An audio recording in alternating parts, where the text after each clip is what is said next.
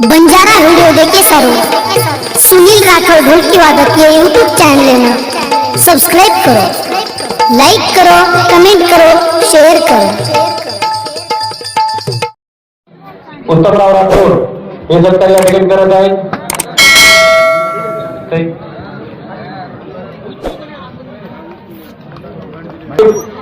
बाबांच्या या ठिकाणी सत्कार करावा।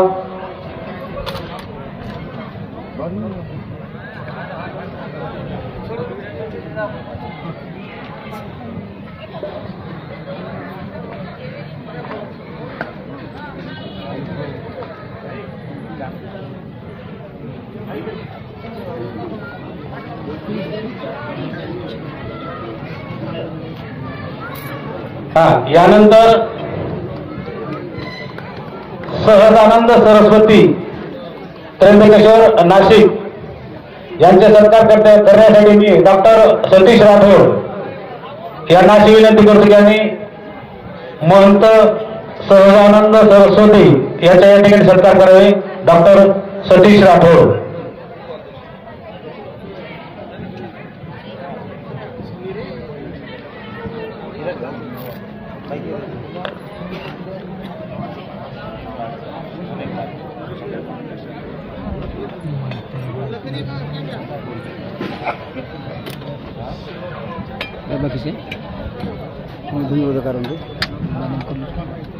प्रतितर कुमार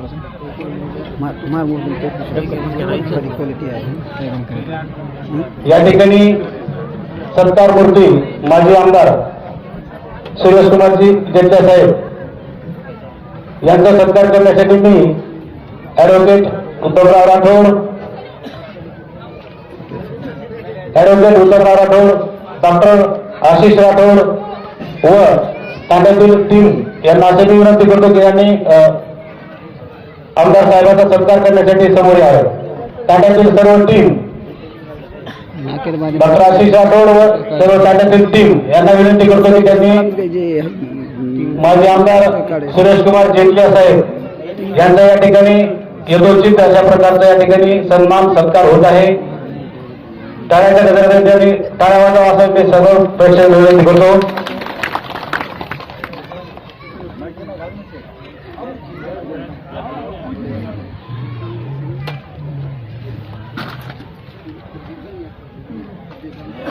यानंतर सेवा भाया चॅरिटेबल ट्रस्ट जालना या ठिकाणी अध्यक्ष आणि उपाध्यक्ष आलेले यांचं या ठिकाणी पण छोटे खाटे सत्कार व्हावा असं मी या भास्कर नाईक असं यांना विनंती करून त्यांचा सत्कार करावा।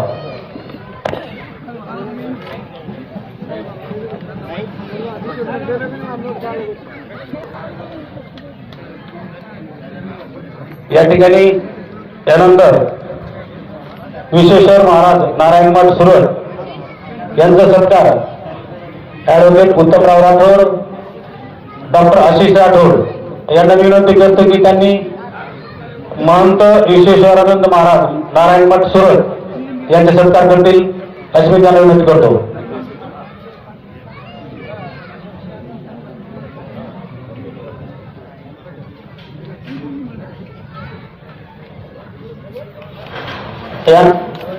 यानंतर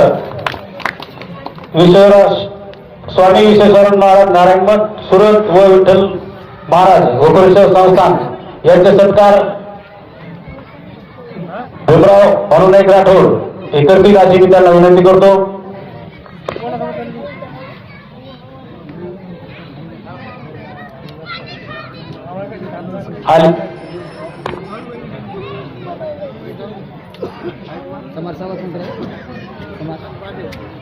आमचे हमारा उपा मन ध्यान करतो फोटो काढून पांडुरंग चव्हाण यांचे सत्कार राजेश राठोड करेल या त्यांना विनंती करतो।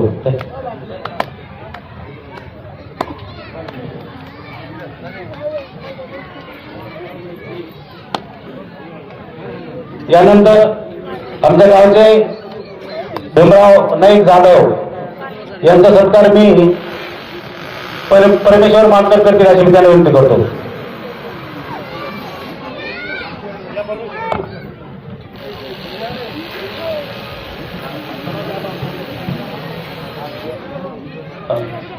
यानंतर माऊली उबाळे यांचा सत्कार करण्यासाठी मी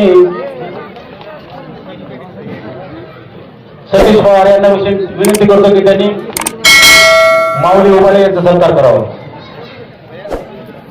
आलेल्या सर्व बाहेरगावच्या सरपंच, उपसरपंच, मेंबर यांचं मी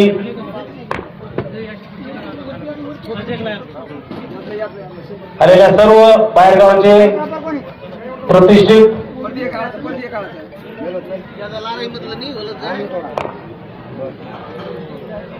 यानंतर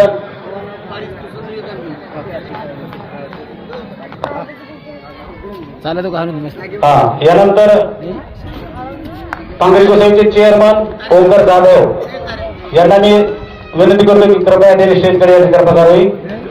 ओंकार जाधव त्यांचा सत्कार विजय पवार करतील अशी मी त्यांना विनंती करतो. होटो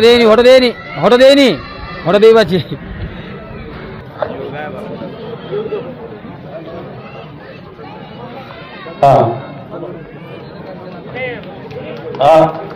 ओंकार जाधव यांचे सत्कार संतोष पवार माजी सभापती चेअरमन काँग्रेस गोसावी यांचे सत्कार करतील. हो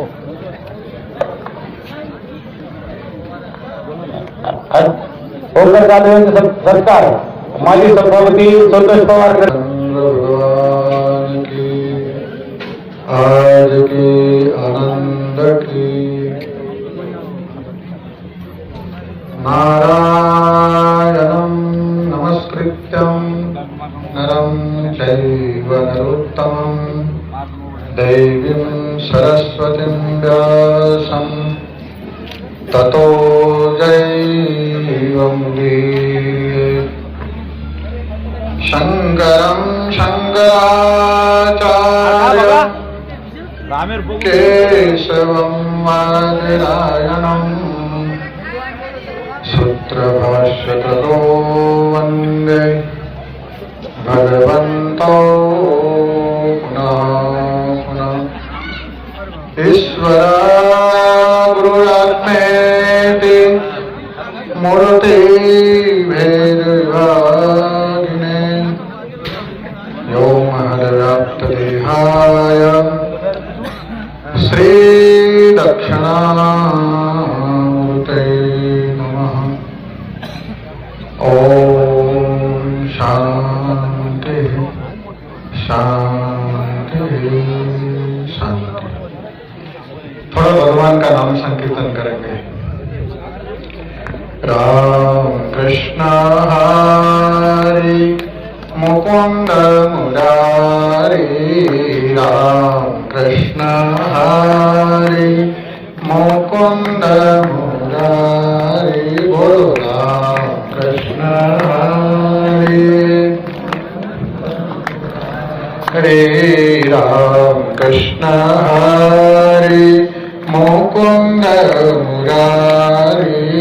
राम कृष्ण हरि. पांडुरंग पांडुरंग पांडुरंग हरे. पांडुरंग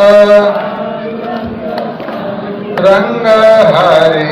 जय जय पांडुरंग पांडुरंग पांडुरंग हरे. पांडुरंग हरे. बोलो राम कृष्ण हरि मुकुंद मुरारी. राम कृष्ण हरे. राम कृष्ण हरि मुकुंद पांडुरंग पांडुरंग पांडुरंग हरि. पांडुरंग हरि. जय जय पांडुरंग पांडुरंग पांडुरंग हरि. हरि. बोलो रामचंद्र भगवान की. राम गुरु महाराज की, शिवलाल महाराज की, गोपुरेश्वर महाराज भगवान की। ओम नमः पार्वती पते, हर हर महादेव। आज हम सब परम सौभाग्यशाली हैं कि अपने गांव के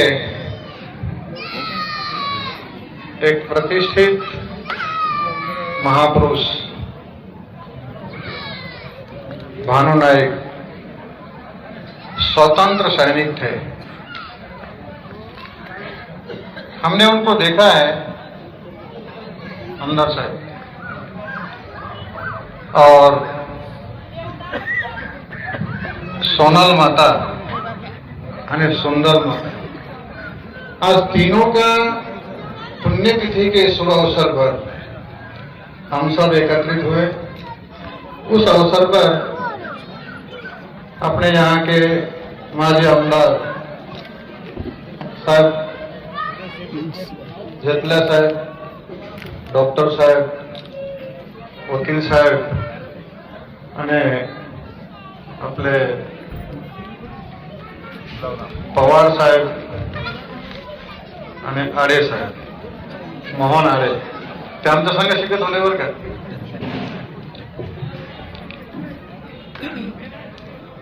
महापुरुषस्य गतस्य पंथा, वो महापुरुष बहुत भाग्यशाली थे। आज उनकी 35वीं पुण्यतिथि है। 35वीं पुण्यतिथि को आज हम सब मिलकर के उनको याद कर रहे हैं। वो महापुरुष कितने भाग्यशाली होंगे, नहीं तो आपने 1-2 साल में भूल जाते हैं। उन्होंने कितना अच्छा कर्म किया होगा, वो कितने भाग्यशाली होंगे। आज हम लोग इतने वर्षों के बाद भी ऐसा लगता है क्या कि भानु नायक अपने यहाँ बीच में नहीं होंगे, सोनल माता अपने बीच में नहीं होंगी, सुंदर माता अपने बीच में नहीं होंगी, असं तुम्हाला वाटतं का आपल्यामध्ये नाही? मनुष्य शरीर बदलतो बरं का। वासांची जीर्णानि यथा विहाय नवामि गृहाति नरोपराणि तथा शरीरानि विहाय जीर्णा नन्यानि संयाति नवानि देहि। मनुष्य खाली देह बदलतो, पण त्यांचं जीवन, त्यांचं जे चरित्र आहे आज 35 वर्षापर्यंत पूर्वी पण 35 वर्षाच्या नंतर पण आज आपल्यामध्ये जिवंत आहे। मनुष्य मरत नसतो, ते आज सूक्ष्म रूपानं आपल्या मध्ये आहे। आपण त्यांना आज आठवण करतो। खरोखर ते भाग्यशाली आहेत। त्यांच्या तिथं उत्तमराव राठोड सारखे पुत्र आहेत आणि त्यांच्या तिथं पण एक आपले आशिष डॉक्टर साहेब सारखे त्यांचे नातू आहेत आणि त्यांचे सगळेच कुटुंब मी सगळ्यालाच ओळखतो। आपण जसं तुम्ही असताना तसेच तुमचे उत्तराधिकारी पण असते, असं आभास इथं होतो आपल्याला। हे महापुरुष आपल्यामध्ये होते आणि आज आपल्यामध्ये नाही। त्यांच्या जीवनाची यात्रा पूर्ण करून ते इथून गेले, पण त्यांचे विचार आज भी जीवित आपल्या समोर आहेत आणि ते इतके मोठे आमच्या गावाचे पण प्रतिष्ठित व्यक्ती आमचे भानु नायक। आणि ते आता आम्ही लहान होतो तर आम्हाला माहित नव्हतं ते स्वतंत्र सैनिक होते ते, पण आता इथं लिहिलं तर मला स्वतंत्र सैनिक होते ते आमच्या गावाचे प्रतिष्ठित माणूस। बघा जीवनामध्ये चांगलं जर काम केलं आपण तर आपण आपल्याला आपले पोरं आपल्याला आठवण करतील. आणि आपण जर चांगले कर्म जर नाही केले आपल्याला कोणी आठवण करीन का? भानू नायकाचे पोरं, भानू नाईक होते आणि त्यांचे पोरं त्यांना 35 वर्षानंतर पण त्यांना याद करतात. ही काही साधारण गोष्ट नाही. आणि ते सुंदरबाई त्यांना आम्ही खूप चांगल्या प्रकारचं ओळखतो. आमच्या शेतामधून ते जायच्या समुद्रामध्ये आणि समुद्रामध्येच राहायच्या. एक महिन्यापर्यंत समुद्रामध्ये राहायच्या आणि रस्त्याला आम्हाला भेटायच्या. कठोर तपस्या करणार ती बाई, खूप तपस्या करणार. एक महिन्यापर्यंत उपवास. आणि इथं पण त्यांचं असं लक्ष की इथं त्याने एक कुटिया बांधली होती. मला असं आठवण येत आहे, आता काय माहिती, पण इथं एक कुटिया बांधली होती अलग. आणि त्या कुटियामध्येच ती म्हातारी राहायची. ते अशा प्रकारचे महापुरुष आणि त्यांच्याच घरी असे वकील सारखे आणि चंद्रमास्तर सारखे पोरं होते बरं का.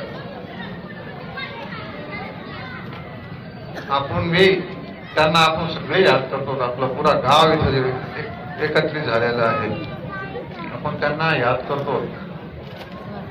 ते खूप मोठे महापुरुष होते. त्यांच्या जीवनामधून आपल्याला काही शिकायचं. त्यांची इतकी लंबी यात्रा करून ते स्वतःच्या स्वधामाला गेलेत आणि आपल्याला सगळ्याला तशाच प्रकारची आपल्या जीवनाची यात्रा पूर्ण करून आपल्याला स्वतःच्या स्वधामामध्ये आपल्याला जायचंय. पण ह्या महापुरुषाच्या जीवनामधून काही आपल्याला शिकायचंय. या महापुरुषाने आपल्याला हे बोध देतात की आमचे कर्म कसे होते. नाहीतर आज तुमच्याजवळ खूप धान्य संपत्ती तुमच्याजवळ खूप आहे, पण तुमचे पोरं तुम्हाला विचारतात का? तुमचे पोरं तुमची सेवा करतात का? आई वडिलांची सेवा केल्यानंतर मला असं वाटतं की तुमच्या जीवनामध्ये कोणत्याच गोष्टीची कमी पडणार नाही. पण आई वडिलांची सेवा करा. आई वडिलांचं करूनच आपण इथं आलोत ना. आपले आई वडील नसतात आम्ही इथं आलो असतो का? आई वडिलांचा ना आपला प्रादुर्भाव ह्या धर्तीवर आपला झालेला आहे. म्हणजे आई वडिलांची तुम्ही सेवा करा. आणि आई वडिलाला पण त्यांचं पण दायित्व आहे. आपल्या पोराची रचना कशी करायची, आपले पोरं कसे व्हायला पाहिजे आणि आपले पोरं आपली कशी सेवा करते. तुम्ही जर ते पायात मजबूत जर नाही केला तर असे पोरं बी नाही होणार वर्गात. आज 35 वर्षानंतर पण ते पोरं त्यांच्या आई वडिलांना याद करते आणि त्यांच्या स्मृती मध्ये एक उत्सव करते. आज त्यांचे आम्ही म्हणतो पुण्यतिथीवर त्यांच्या पोरांना त्यांना याद केलंय आणि संपूर्ण गावाला बोलवलंय. आणि आज तुम्हाला बोल देतात त्यांचे पोरं आणि त्यांचं स्मरण. आपली कशी रचना पाहिजे, आपले पोरं कसे पाहिजे आणि ते आपली कशी सेवा करते. आपल्याच गावामध्ये किती असे दाखले की पोरं आई वडिलाला जेवायला देत नाही. असं आहे का दाखले तुमच्या गावामध्ये? किती आहेत बरं का. आई वडिलाला मानित नाही. आई वडिलांची सेवा करा, तुम्हाला कोणत्याच गोष्टीची कमी पडणार नाही. आपलं गाव हे गोसाईची पांगरी आहे, म्हणजे साधू संतांचं गाव आहे आपलं. आपल्या गावामध्ये महापुरुष खूप आलेले आहेत. आपल्या गावामध्ये रामराव महाराज आलेत, ईश्वरसिंग महाराज आलेत. आपल्या गावामध्ये रामगिरी महाराज झालेत. त्यांची ख्याती, त्यांना कधीच प्रवचन केलं नाही, कधीच कथा केली नाही, पण त्याची ख्याती कमी आहे का? असे महापुरुषाचं गाव आपलं गाव आहे. आपण सगळेच भाग्यशाली आहोत. आणि मी पण तुमच्या गावाचाच आहे. मी तुमच्या गावामधून दूर गेलो आणि पुन्हा तुमच्या गावामध्ये आलो, पण तुमच्याच गावाचं आहे ना असं वाटतं का तुम्हाला आमच्या गावाचे महाराज आहेत? ती आमची डोकरी म्हणत होती आम्हाला, महाराज. मी म्हणलं त्याला मला ओळखच काय तुमच्या भाषा, मी म्हणलो की मला ओळखच काय? ती म्हातारी म्हणली नाही महाराज मी ओळखते तुम्हाला, तुम्ही आम्हाला नाही ओळखत. तुमचा म्हणे पांग फिरला. ती अशी म्हणे तुमचा पांग फिरला महाराज, तुम्ही चांगले झाले. खरोखर सज्जनों ने माताओं, मुझे बहुत अच्छा लगता है। ये हमारी जन्मभूमि है, हमारी धरती है। इस धरती पर किसको गौरव नहीं होगा? और ऐसे धरती पर हम आए, ऐसे धरती पर इतने अच्छे अच्छे लोग हुए, अच्छे अच्छे महापुरुष हुए। इस धरती पर, ये धरती भाग्यशाली है।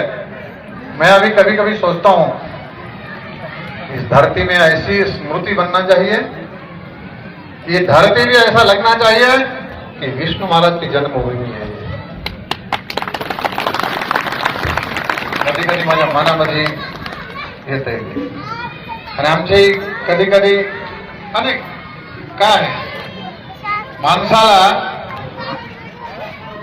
सगळं काही आलं आणि विचार जर असला तर ते शक्य होऊ शकते. आमदार साहेब, ते काही अशक्य नाही, सगळं काही शक्य होऊ शकतंय. विचार चांगले पाहिजे, बुद्धी चांगली पाहिजे. आणि देवानं काय आपल्याला कमी केलंय? ती म्हातारी म्हण तुमचा पान फुटला महाराज. आता ते स्मृती माझ्यामध्ये राहील ती म्हातारी, कारण की ती म्हणजे आम्ही महाराज तुमच्या शेतामध्येच आम्ही काम करत होतो, पण तुम्हाला आठवण नाही आमची. खरोखर आपण सगळे संघ राहिलेलो आहेत, पण आपण आता कसं असा एक काळ आला, मध्ये समय आला आणि आता एक दुसऱ्याला आपण ओळखू पण शकत नाही. पण आपण सगळे एक दुसऱ्याचे.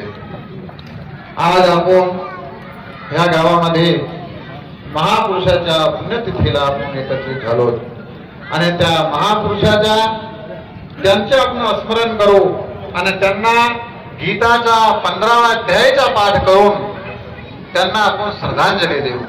हे महापुरुष आपल्याला बोध देते. मला एक घटलेली घटना मला आठवण आली. एका गावामध्ये दाम्पत्य जीवनामध्ये त्यांच्या घरी 2 पोरं होते आणि ते 2 पोरं आणि त्यांचे आई वडील संग राहत होते. पण ते पोरं खूप शिकलेले. पण एक पोरग डॉक्टर झालं आणि एक पोरग खूप मोठं सामाजिक आणि गावाचे खूप पुढारी माणूस आणि सुखी संपन्न जीवन.